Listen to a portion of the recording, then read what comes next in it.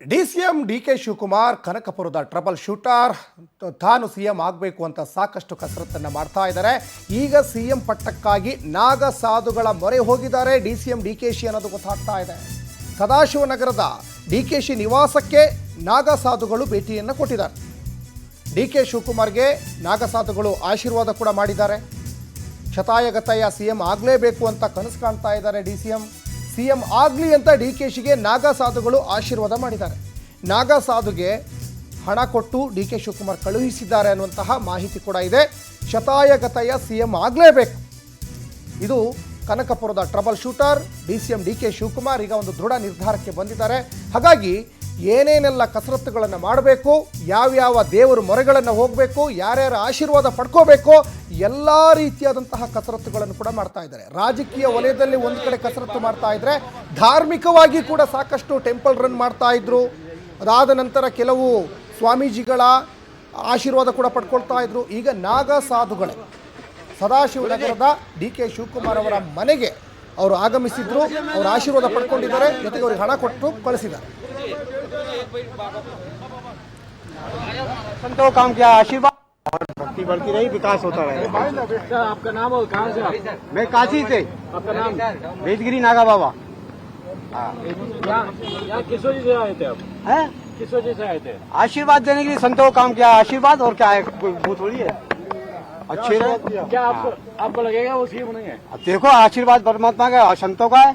हाँ और क्या है, और भक्ति बढ़ती रही, विकास होता रहे। आपका नाम और कहाँ से? मैं काशी से। आपका नाम?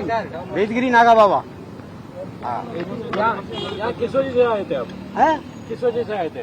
आशीर्वाद देने के लिए संतों काम किया, आशीर्वाद और क्या है, वो थोड़ी है। अच्छे क्या आपको लगेगा वो सीएम नहीं है? अब देखो आशीर्वाद परमात्मा का और संतों का है।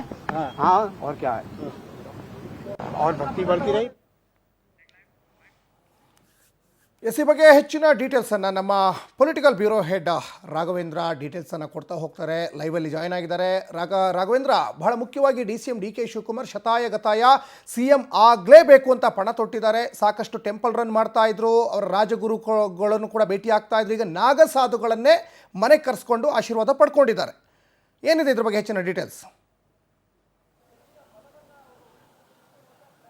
ಸಚಿನ್, ಅಪಾರವಾಗಿರ್ತಕ್ಕಂತಹ ದೈವ ಭಕ್ತಿಯನ್ನು ಹೊಂದಿರತಕ್ಕಂತಹ ನಾಯಕ ಡಿ ಕೆ ಶಿವಕುಮಾರ್ ಅವರು. ಹೀಗಾಗಿ ಡಿ ಕೆ ಶಿವಕುಮಾರ್ ಅವರ ನಿವಾಸಕ್ಕೆ ಇವತ್ತು ಅಚಾನಕ್ ಆಗಿ ನಾಗ ಸಾಧುಗಳು ಎಂಟ್ರಿ ಆಗ್ತಾರೆ.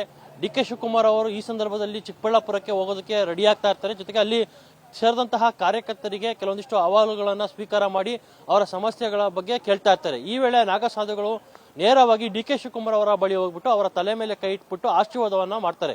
ನೀವು ಸಿಎಂ ಆಗ್ತೀರಾ, ನಿಮಗೆ ದೈವ ಬಲ ಇದೆ ಅನ್ನೋ ಒಂದು ನಿಟ್ಟಿನಲ್ಲಿ ಒಂದು ಮಾತುಕತೆಯನ್ನು ನಡೆಸ್ತಾರೆ. ಆಗ ಡಿ ಕೆ ಶಿವಕುಮಾರ್ ಅವರು ಸಹ ಅವರಿಗೆ ಕೈ ಮುಗಿದು ವಿನಮ್ರತೆ. ಜೊತೆಗೆ ಅವರನ್ನ ಮಾತನಾಡಿಸಿದಂತಹ ಸಂದರ್ಭದಲ್ಲಿ ಡಿ ಕೆ ಶಿವಕುಮಾರ್ ಅವರು ಸಿಎಂ ಆಗ್ತಾರ ಅನ್ನೋ ಪ್ರಶ್ನೆಯನ್ನ ಮಾಧ್ಯಮದವರು ನಾಗಸಾಧುಗಳಿಗೆ ಹಾಕ್ತಾರೆ. ಹೌದು, ನಾವು ಕಾಶಿಯಿಂದ ಬಂದಿದ್ದೇವೆ, ಅವರು ಸಿಎಂ ಆಗುವುದರಲ್ಲಿ ಯಾವುದೇ ರೀತಿಯ ಅನುಮಾನ ಇಲ್ಲ. ಹೀಗಾಗಿ ಅವರು ಅತಿ ಶೀಘ್ರದಲ್ಲೇ ಸಿಎಂ ಆಗ್ತಾರೆ, ಸಿಎಂ ಆಗಲಿ ಅಂತ ಹೇಳ್ಬಿಟ್ಟು ನಾವು ಆಶೀರ್ವಾದವನ್ನ ಮಾಡಿದ್ದೀವಿ ಅಂತ ಹೇಳ್ಬಿಟ್ಟು ಸಾಧುಗಳು ಸಹ ಸ್ಪಷ್ಟಪಡಿಸ್ತಾರೆ. ಜೊತೆಗೆ ದೈವದ ಬಲ ಇದೆ, ಏನ್ ಬೇಕಾದ್ರೂ ಆಗ್ಬಹುದು ಅನ್ನೋ ಮಾತನ್ನು ಸಹ ನಾಗಸಾಧುಗಳು ಹೇಳ್ತಾರೆ.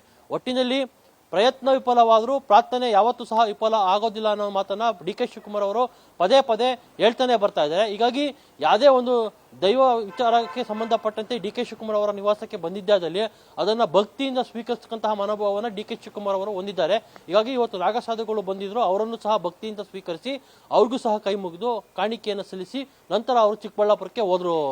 ಸಚಿನ್, ಧನ್ಯವಾದ ರಾಘವೇಂದ್ರ ತಮ್ಮೆಲ್ಲ ಡೀಟೇಲ್ಸ್ಗಾಗಿ.